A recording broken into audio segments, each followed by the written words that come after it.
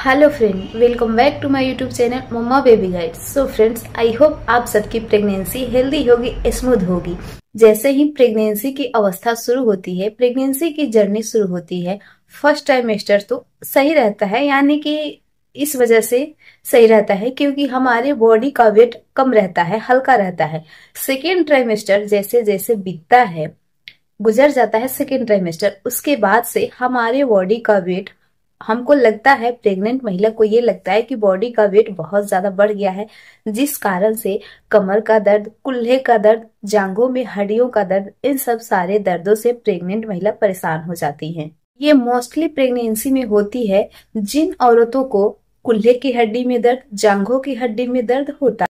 मुझे भी ये प्रॉब्लम बहुत ज्यादा परेशान किया था क्योंकि फर्स्ट प्रेगनेंसी में बहुत ज्यादा मेरी तरह हर किसी को नॉलेज नहीं होता है, सारी चीजों का नॉलेज तो होता ही नहीं है, इसलिए कोई चीज अनजान भी हो जाती है, कोई नॉलेज अनजान भी रहती है जिसको हम जानते नहीं है पूरे तरीके से। और सेकेंड प्रेगनेंसी में जो थी, ये जैसे ही प्रॉब्लम मुझे हुई, हमको इन प्रॉब्लम से बहुत ज्यादा जूझना नहीं पड़ा। आप भी कमेंट बॉक्स में जरूर शेयर कीजिएगा हमारे साथ कि आपकी कौन सी प्रेगनेंसी है, फर्स्ट है या सेकेंड है। तो आज के वीडियो में हम यही जानेंगे कि प्रेगनेंसी में कुल्हे की हड्डी में और जांघों की हड्डी में दर्द के क्या कारण हो सकते हैं, इस दर्द से हम कैसे राहत पा सकते हैं। ये दर्द कई बार प्रेग्नेंट महिला के लिए सजा बन जाता है, बहुत अजीब तरीके से पेन होता है जिससे हमें राहत नहीं मिलती है। अगर बैठ गए एक बार तो उठने में बहुत ज्यादा प्रॉब्लम होती है, अगर खड़े हो गए हैं थोड़ी देर के लिए तो बैठने में बहुत ज्यादा प्रॉब्लम होती है, अगर हम लेटे हैं, आराम कर रहे हैं, लेट कर उठने में भी बहुत ज्यादा प्रॉब्लम होती है।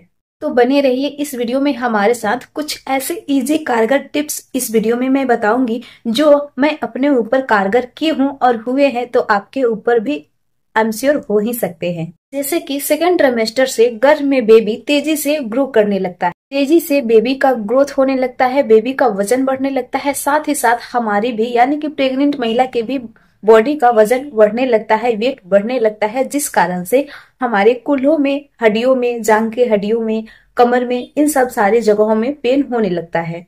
अगर प्रेगनेंसी के दौरान कोई भी काम अगर आप ज्यादा देर तक खड़े होकर करते हैं, या आप किचन में खड़े होकर ज्यादा देर तक काम कर रहे हो, या आपको ट्रेवलिंग करना पड़ता है, आप ट्रेवलिंग खड़े होकर कर रहे हो, या बैठकर बहुत ज्यादा टाइम तक कर रहे हो, तो इस वजह से भी प्रेगनेंसी के दौरान जांघ की हड्डी में, कुल्हे में पेन बढ़ने लगता है, यानी कि होता ही। और इस समय यानी कि प्रेगनेंसी के सेकेंड या थर्ड ट्राइमेस्टर में हमें तो पैदल चलने का मन नहीं करता है, लेकिन बहुत सारे लोग ये सजेस्ट करते हैं कि प्रेगनेंसी के दौरान हमें वॉक जरूर करना चाहिए, वॉक पे जरूर निकलना चाहिए। तो वॉकिंग का तरीका अलग होता है और किसी वजह से चलने का तरीका अलग होता है। तो बहुत ज्यादा देर तक हमको अगर पैदल चलना पड़े, उस वजह से भी कमर में दर्द बढ़ सकते हैं, कूल्हे में दर्द बढ़ सकते हैं, जांघ के हड्डियों में पेन बढ़ सकते हैं। तो प्रेगनेंसी के दौरान यानी कि सेकेंड ट्राइमेस्टर आपको खत्म हो जाने के बाद सबसे पहली बात आपको यही ध्यान में रखनी पड़ेगी कि आपको कोई भी काम अगर करना हो, वो एक ही पोजीशन में बहुत ज्यादा देर तक नहीं रहना है, नहीं करना है। यानी कि कोई भी अगर आपको काम करना है, वो खड़े होकर काम होने वाला है, यानी कि किचन में बर्तन साफ करना है, रोटी बनाना है, या और भी कोई काम हो सकते हैं जिसके वजह से आपके प्रेगनेंसी में पेन हो सकते हैं, कमर में पेन हो सकते हैं। तो इन सब कामों को आपको अवॉइड करना चाहिए बहुत ज्यादा देर तक करने में। आप काम हल्के हल्के समय तक कर सकते हैं, यानी कि जो काम हम खड़े होकर करना है उसको बैठकर कर सकते हैं, थोड़ी देर के लिए कर सकते हैं, जितनी देर आपकी बॉडी आपको अलाउ करती है, जितनी देर में आपकी बॉडी आपको परेशान नहीं होने देती है।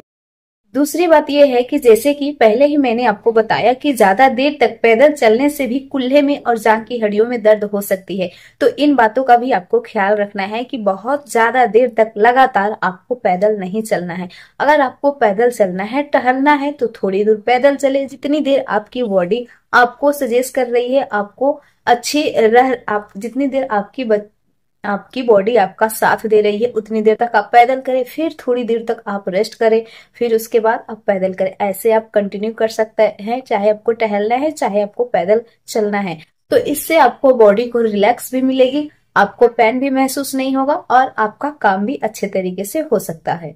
अगली बात बहुत इंपॉर्टेंट है, इस पे बहुत ज्यादा ध्यान देनी चाहिए, क्योंकि हम तो ध्यान देते ही हैं, अनजान में ही अगर हमसे इन सब चीजों की गलती हो जाए, वो है आपको कोई भी चीज आपको प्रेगनेंसी अवस्था में, और वो भी आपको थर्ड ट्राइमेस्टर प्रेगनेंसी चल रही हो, तो आपको झुकना नहीं चाहिए। आपको यदि आप अगर खड़े हैं, आपको खड़े होकर झुकना पड़े तो आप इससे अवॉइड कीजिए, आप इससे दूर हटिए, क्योंकि झुकना प्रेगनेंसी में बहुत ज्यादा प्रॉब्लम क्रिएट कर सकता है।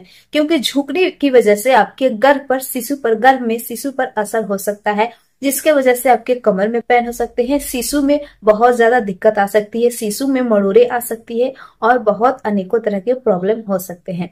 आई होप आप समझ गए हैं कि आपके प्रेगनेंसी में कूल्हे और कमर के दर्द का कारण का वजह क्या है। आपको इस वीडियो में समझ में आई होगी।